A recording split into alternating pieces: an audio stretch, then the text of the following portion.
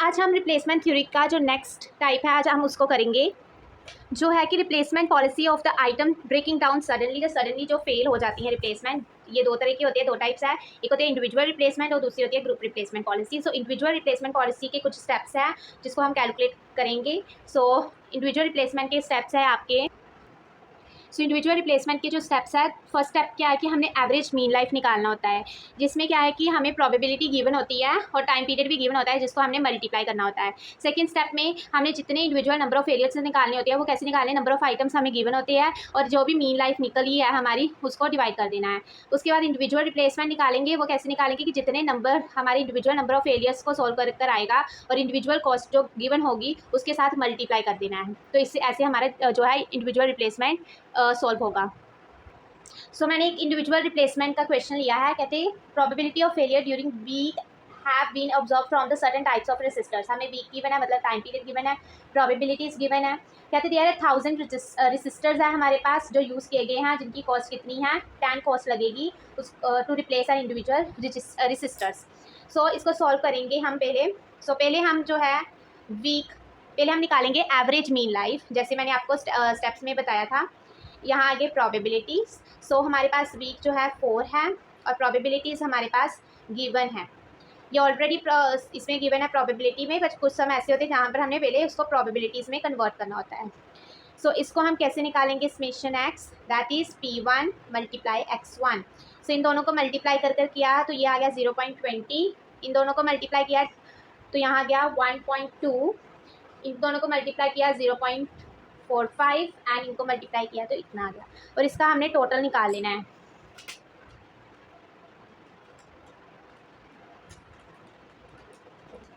So total हमारे पास कितना आया है, 2.05।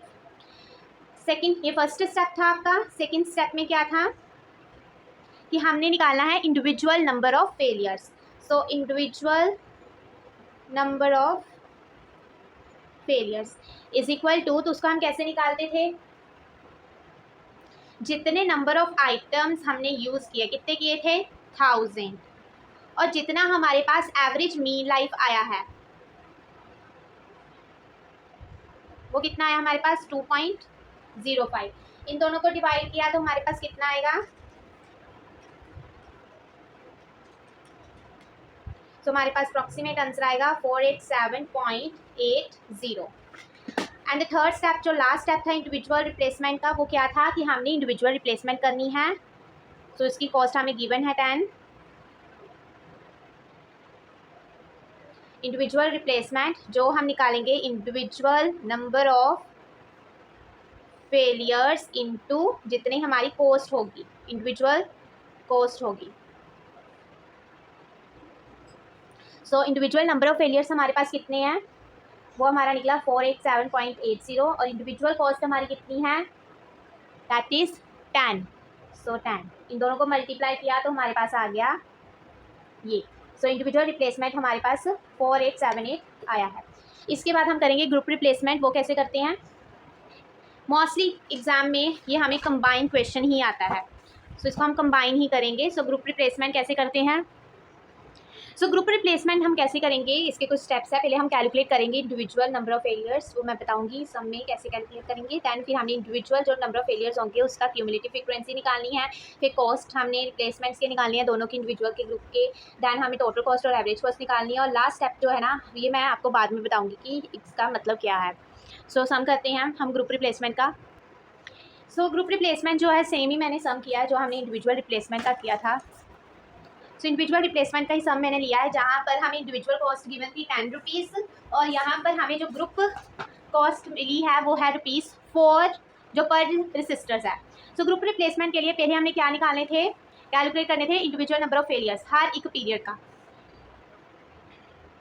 यहाँ हमने वीक लिखा, हमारे पास 4 वीक ही थे। यहाँ पर हमने इंडिविजुअल नंबर ऑफ फेलियर्स निकालनी, हमने प्रोबेबिलिटी लिखी है जो हमें क्वेश्चन में गिवन थी, ये वाली।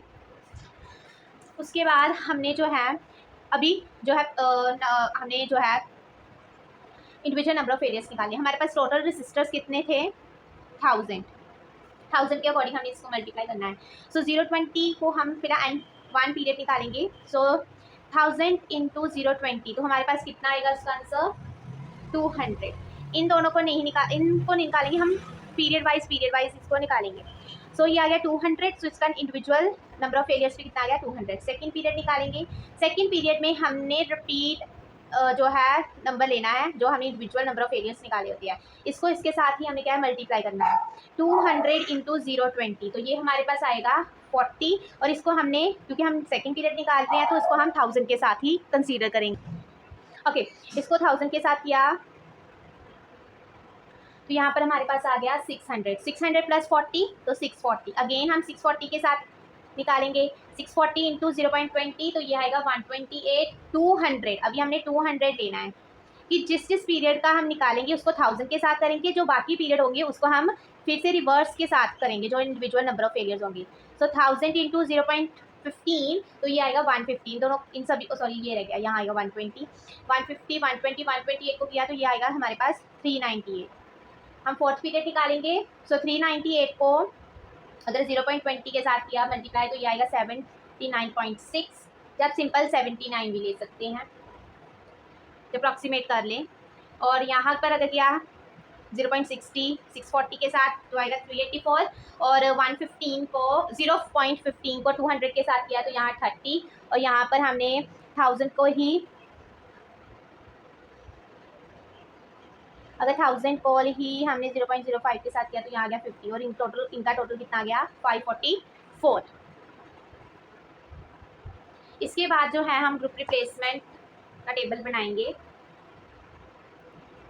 सो हम इसको निकालेंगे ग्रुप रिप्लेसमेंट। सो ये टेबल है, पहले हमने वीक लिख लिए और इंडिविजुअल नंबर ऑफ फेलियर्स वो वाले जो हमने अभी निकाले हैं। जो फर्स्ट वीक का आएगा 200, सेकंड वीक का आएगा हमारे पास 640, थर्ड वीक का आएगा हमारे पास 398 और फोर्थ पीरियड का आएगा 544। ओके, इसका हम क्यूमुलेटिव निकालेंगे। क्यूमुलेटिव आपको पता है कि आगे वाली टर्म्स को फर्स्ट पीरियड का सेम आएगा।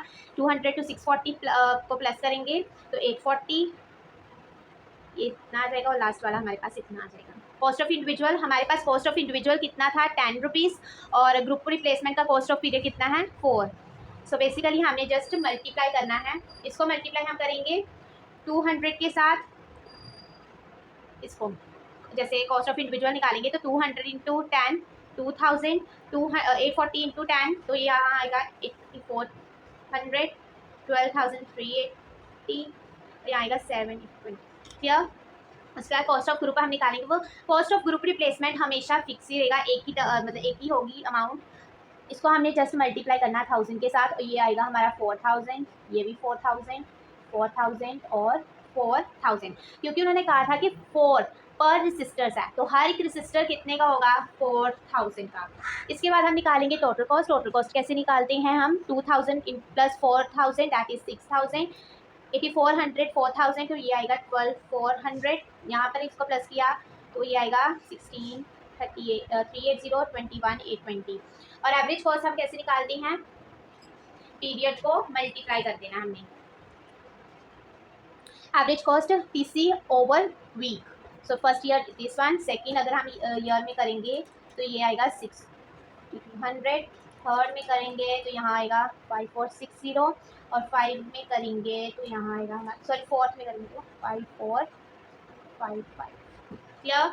और इसमें देखना है कि सबसे लीस्ट कौन सा है, दैट इज फोर्थ ईयर, जो क्या है 5455। सो इंडिविजुअल रिप्लेसमेंट हमारे पास कितना आया था